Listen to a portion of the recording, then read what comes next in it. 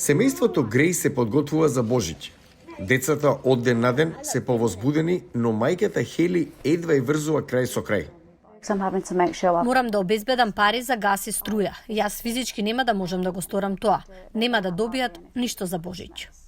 Загриженоста се чувствува ширум Британија. Животниот стандард во следните 2 години се прогнозира да падне на најниско ниво откако се анализира трендовите 1956. Прифатилиштата за храна регистрираа зголемена побарувачка. Порано беа луѓе на маргините на општеството кои не можеа да пристапат до кујна, бездомници на кои им беше потребна таа поддршка. Сега луѓето кои одат на работа не може да си дозволат да го вклучат шпоретот. Состојбата веројатно ќе се влоши со нови зголемување на даноците и намалување на трошоците. Владата го вперува прстот во коронавирусот и Русија. Долгорочното влијание врз синџирите на снабдување ги направи производите поскапи и ја поттикна инфлацијата. И ова е влошено од енергетската криза поттикната во Русија.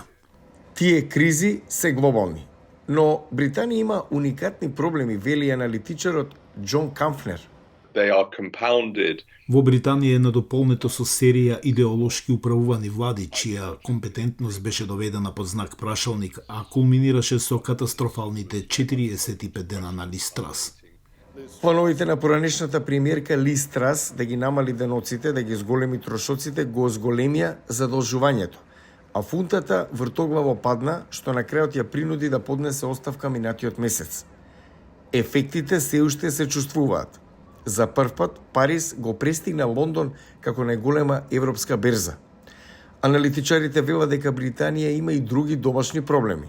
Гласањето на Велика Британија за напуштање на Европската унија донесе нови трговски бариери.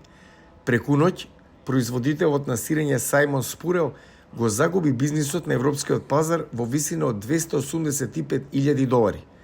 Оваа година тој одлучи да ја продаде својата компанија на поголем ривал со пристап до европскиот пазар. Веќе немаме пристап до Европската унија и треба да се обидеме да најдеме решение. Јасно е дека Брекзит го кочи растот, вели Камфер. Тоа беше заскриено од пандемијата во 2020 и 2021 година, така што директните последици од многу од одлуките за Брекзит не можеа да се забележат. Сега со задоцнување се гледаат. Премиерот Сунак инсистира дека Брекзит може да биде успешен. Гласав за Брекзит, верувам во Брекзит и знам дека Брекзит може да донесе, а веќе испорачува огромни придобивки и можности за земјата. Владата во Лондон вели дека стегањето на економскиот ремен ќе значи пократка рецесија.